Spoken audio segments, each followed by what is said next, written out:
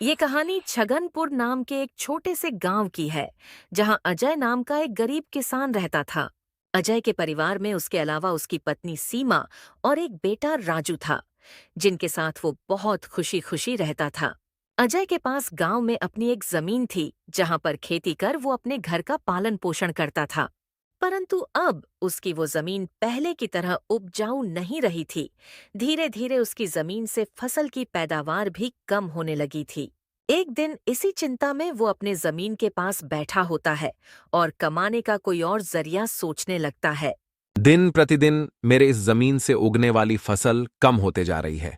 लगता है मुझे अब कोई दूसरी जमीन लेकर काम करना होगा, या तो कोई और जरिया ढूंढना होगा कमाने का।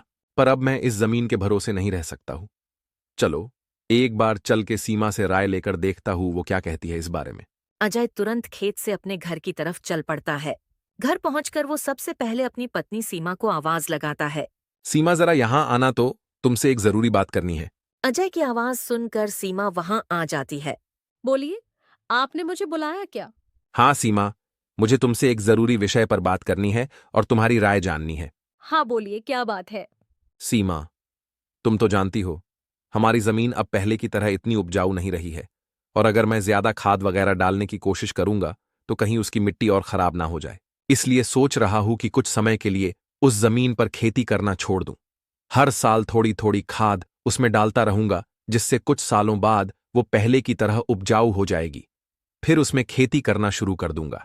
हाँ, ये ठीक रहेगा। इससे आपकी जमीन भी सही रहेगी और उसमें उगने वाली फसल भी। हाँ, पर तब तक मैं क्या करूं?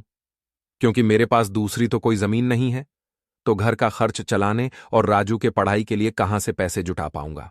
आप एक काम क्यों नहीं करते? एक बार जाकर गांव के जमींदार काका से मिल लीजिए। वो तो बहुत अच्छे और नेक दिल है। वो आपकी जरूर कोई मदद करेंगे। हाँ सीमा, ये ठीक रहेगा, क्योंकि काका अगर कोई नया काम भी करने बोलेंगे तो वो उसमें भी मेरी मदद कर देंगे। ठीक है सीमा, तो मैं कल सुबह सुबह ही काका से मिलने उनके घर चला जाऊंगा।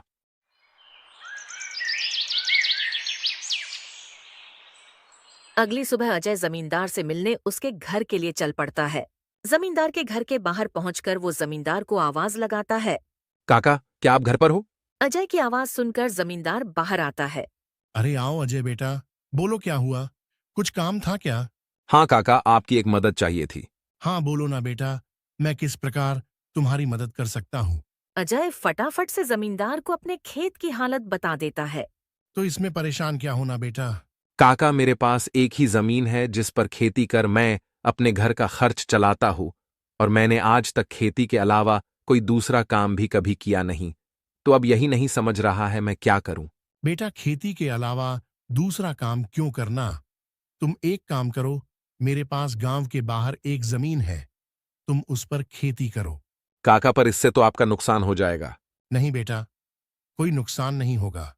इसी बहाने तुम मेरी जमीन की देख रेख भी करोगे, क्योंकि अब तो मेरी उम्र भी हो गई है और मेरा बेटा भी शहर में रहता है। तो इससे तुम्हारा भी भला हो जाएगा और मेरी भी थोड़ी जिम्मेदारी कम रहेगी। ठीक है काका, अगर ऐसी बात है तो मैं कल से ही उस खेत पर काम करने चला जाऊंगा। अजय जमींदार को धन्यवाद कहकर वहां से अपने घर के लिए निकल जाता है।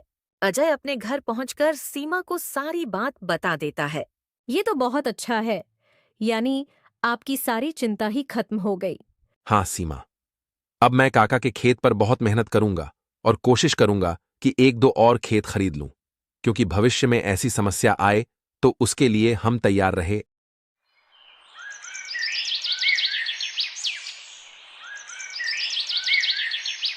अगली सुबह अजय जमींदार के खेत पर काम करने निकलने वाला होता है तो सोचता है। काका की जमीन गांव के बाहर है, तो शायद शाम को आते आते देर हो जाए, इसलिए सीमा को बोलकर जाता हूं। सीमा, जरा यहां आना तो। अजय को बुलाता सुन सीमा वहां आती है। बोलिए, आपने बुलाया मुझे?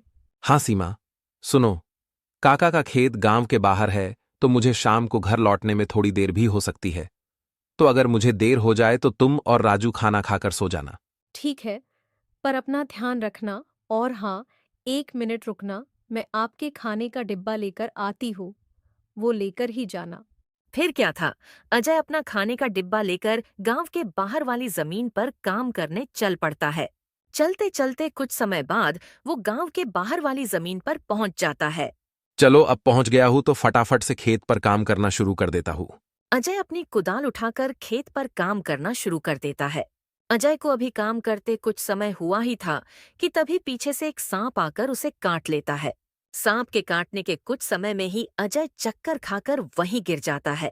यहाँ अजय सांप के काटने से बेहोश हो चुका था, पर गांव के बाहर होने के कारण उसकी खबर अब तक उसके घर वालों को नहीं चलती है।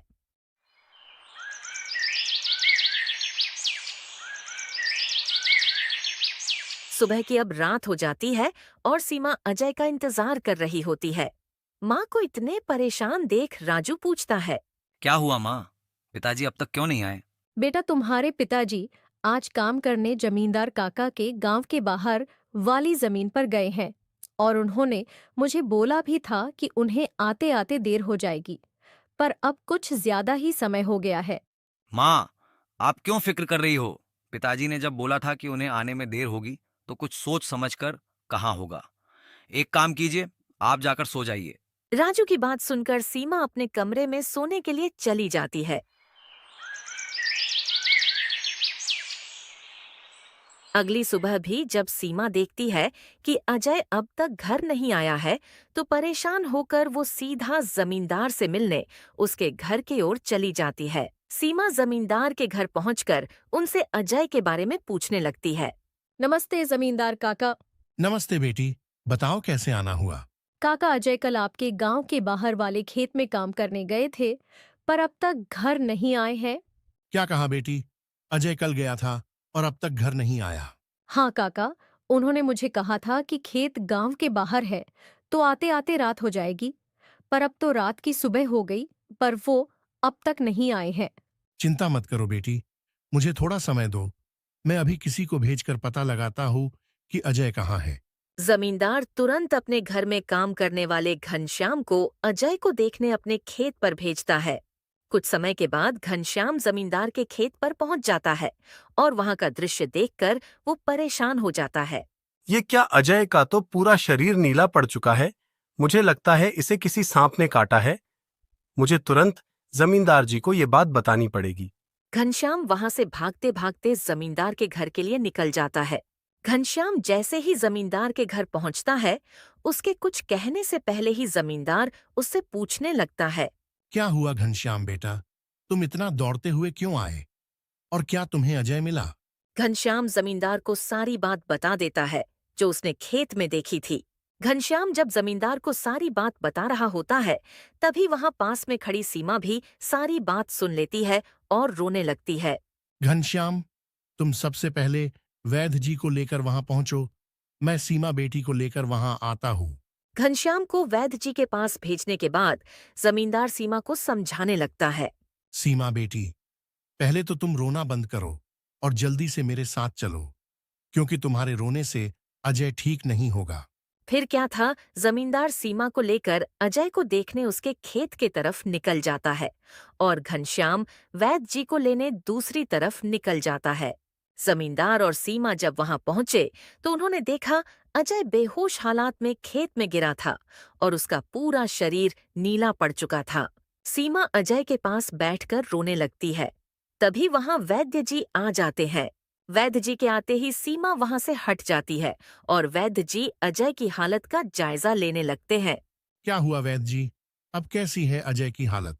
देखिए जमींदार जी, मैं आपको झूठ बोलकर अंधेरे में नहीं रखना चाहता हूं, पर अजय की हालत बहुत खराब है। वैसे तो मैंने उसे जहर को काटने वाली औषधि दे दी है, परंतु जहर अजय के अंदर कुछ ज्यादा समय तक रह गया है, जिस कारण वो प्रगाढ़ बेहोशी के हालत में चला गया है। प्रगाढ़ बेहोशी, ये क्या होता है वैद्य जी? प्रगाढ़ बेहोशी के हालत में व्यक्ति जीवित तो होता है, परंतु उसके बदन के हिस्से में हलचल नहीं होती है, और ये अब कब होश में आएगा ये भी नहीं कह सकते हैं। वैद्य जी, तो अब हम क्या करें? देखिए जमींदार जी, अभी के लिए मैं कुछ दवाइयां दे रहा हूं, उसे समय समय पर पानी में मिलाकर देना, बाकी तो सब ऊपर वाले के भरोसे हैं। वैद्य अजय की हालत का जायजा लेकर और दवा देकर वहां से चले गए। फिर कुछ गांव वाले अजय को लाकर उसको उसके घर के बिस्तर पर लिटा देते हैं। देखो सीमा बेटी, तुम बिल्कुल चिंता मत करना। तुम अजय की अच्छे से देखभाल करो। देखना, वो बहुत जल्द ठीक हो जाएगा। और तुम्हें अगर किसी भी चीज की कोई भी जरूरत हो तो मुझे जरूर बता देना। और हर महीने मैं तुम्हारे लिए और राजू के लिए कुछ पैसे भेजता रहूंगा। पर तुम हिम्मत मत हारना। आपका बहुत बहुत धन्यवाद काका। आप हम लोगों की बहुत मदद कर रहे हो। जमींदार फिर वहां से सीमा को दिलासा देकर चले जाते हैं। जमींदार के जाने के बाद वहां राजू आ जाता है और अपने पिता की हालत देखकर सीमा से उसका कारण पूछने लगता है। माँ, ये पिताजी को क्या हुआ है? बेटा, तुम्हारे पिताजी को कल खेत में सांप ने काट लिया है, जिस कारण वो बेहोश हो गए हैं। माँ, तो पिताजी होश में कब आएंगे? बेटा, वैद्य जी ने कुछ दवाइयाँ दी हैं और उन्हें समय समय पर पिलाने कहा है। उन्होंने बोला कि उन दवाइयों से वो बहुत जल्द ठीक हो जाएंगे। पर माँ, पिताजी की ऐसी हालत है तो अब हमारे घर का खर्च कैसे चलेगा? बेटा, तुम उसकी चिंता मत करो, मैं हूं ना, मैं सब संभाल लूंगी। नहीं माँ, आप क्या क्या करोगी? आप पिताजी का ध्यान रखोगी, आप घर संभालोगी कि घर का खर्च देखोगी? माँ, आप बस पिताजी का और घर का ध्यान रखो, मैं अब खेत पर काम करके घर का खर्च चलाऊंगा। राजू की ऐसी बातें सुन सीमा भावुक हो जाती है। नहीं बेटा, तुमको काम करने की कोई जरूरत नहीं है। मैं सब संभाल लूंगी। तुम बस अपने पढ़ाई का ध्यान रखो। तुम्हारे पिताजी का सपना है कि तुम बहुत बड़े अफसर बनो और मैं तुम्हें वो बनाकर रहूंगी, भले उसके लिए मुझे कितनी भी मेहनत क्यों ना करनी पड़े। फिर सीमा राजू को वहां से पढ़ने भेज देती है। मुझे अब कुछ करना ही होगा, क्योंकि मैं अब अजय का ठीक होने का इंतजार तो नहीं कर सकती हूँ। मुझे अब खुद जाकर खेती करनी होगी और हो सके तो कोई और काम भी देखना होगा।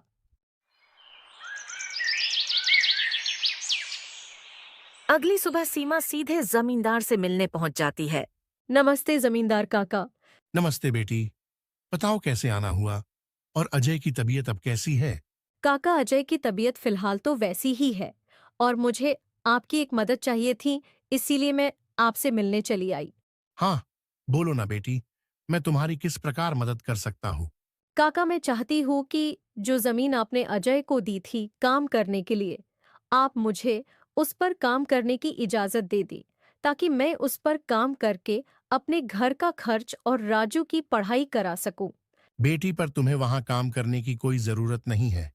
मैं हूं ना। मैं तुम्हारे घर के लिए जो भी खर्च लगेगा हर महीने भेज दिया करूंगा। नहीं काका, आपने अब तक हमारी बहुत मदद की है। अब आप बस मुझे आपके खेत में काम करने की इजाजत दे दीजिए। मैं अब खुद काम करके अपना घर चलाऊंगी और अपने बेटे को बड़ा अफसर बनाऊंगी। जमींदार सीमा को बहुत समझाने की कोशिश करता है, पर सीमा जमींदार की बात मानने तैयार नहीं थी। आखिर में सीमा की बातें सुनने के बाद जमींदार सोचने लगता है। मुझे लगता है सीमा मेरी बात नहीं मानेगी। पर अगर वो काम करने इतने दूर जाएगी तो वो अजय का ध्यान नहीं रख पाएगी। एक काम करता हूं, मैं सीमा को मेरी गांव के अंदर वाली जमीन पर काम करने के लिए कह देता हूं, ताकि वो खेतों पर काम भी कर सके और अपने घर का ध्यान भी रख सके। ठीक है सीमा बेटी, मैं तुम्हें अपने खेत पर काम करने की इजाजत तो दे सकता हूं, पर तुम्हें मेरी एक बात माननी होगी। हाँ काका, बोलिए ना। बेटी, तुम्हें मेरे गांव के बाहर वाले खेत पर काम करने की कोई जरूरत नहीं है। मेरे पास तुम्हारे घर के नजदीक भी एक खेत है, तुम वहां काम कर सकती हो, ताकि तुम अपने घर का और अजय का दोनों को ख्याल रख पाओगी। काका, ये तो और भी अच्छा रहेगा। इससे तो मेरी बहुत मदद हो जाएगी। बेटी, पर एक छोटी सी समस्या है। वो खेत बाहर वाले खेत से थोड़ा छोटा है। हाँ, तो कोई बात नहीं है काका। वो खेत मेरे घर से नजदीक है, वही बहुत बड़ी बात है। मैं खेत में काम करने के साथ साथ दूसरे के घर का काम भी करना शुरू कर दूंगी, ताकि उन पैसों से मैं राजू की पढ़ाई का खर्च निकाल सकूं। बेटी, पर तुम्हें इतना काम करने की क्या जरूरत है? काका, मुझे काम करना ही होगा। अजय का सपना था कि राजू पढ़ लिख कर बड़ा आदमी बने। अगर मैं मेहनत नहीं करूंगी तो उसका सपना अधूरा रह जाएगा। राजू की पढ़ाई के लिए और घर चलाने के लिए मुझे हर हाल में ये जिम्मेदारी उठानी पड़ेगी। जमींदार सीमा के संकल्प और साहस से भावुक हो जाते हैं। ठीक है बेटी, तुम्हारी मेहनत देखकर मुझे पूरा भरोसा है कि तुम जरूर सफल होगी। मैं तुम्हारी हर संभव मदद करूंगा। तुम कड़ी मेहनत करो, भगवान भी तुम्हारे साथ हैं।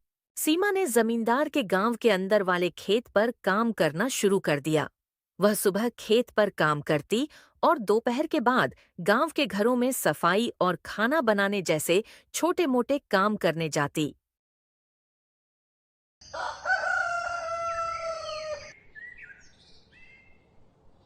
धीरे-धीरे सीमा की मेहनत रंग लाने लगी। खेत में अच्छी फसल हुई, जिससे उसका घर चलने लगा। और जो पैसे वह दूसरों के घरों में काम करके कमाती थी, वह राजू की पढ़ाई में खर्च करने लगी। बेटा, मैं चाहती हूँ कि तुम मन लगाकर पढ़ाई करो। तुम्हारे पिताजी का सपना है कि तुम अफसर बनो। मैं तुम्हारे लिए हर मुश्किल को पार कर लूंगी। माँ, मैं कड़ी मेहनत करूंगा। एक दिन मैं पिताजी का सपना पूरा करके दिखाऊंगा। सीमा की मेहनत और त्याग से गांव के लोग भी प्रेरणा लेने लगे। उन्होंने देखा कि कैसे एक माँ अपने परिवार के लिए हर कठिनाई का सामना कर रही है। इसी बीच अजय की हालत धीरे-धीरे सुधरने लगी। वैद्य जी की दवाओं और सीमा की देखभाल ने जहर का असर कम कर दिया।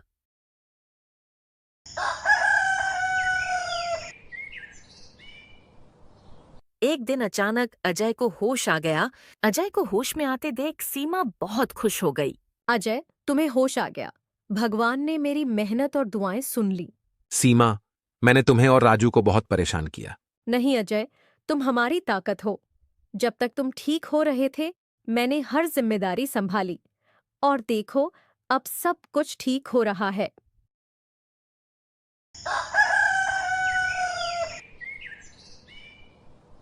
अजय धीरे-धीरे पूरी तरह ठीक हो गया। उसने सीमा की मेहनत और त्याग देखकर प्रण लिया कि अब वह उसके साथ कंधे से कंधा मिलाकर परिवार को आगे बढ़ाएगा। राजू की पढ़ाई भी सफलतापूर्वक चलती रही और कुछ सालों बाद वह एक बड़ा अफसर बन गया।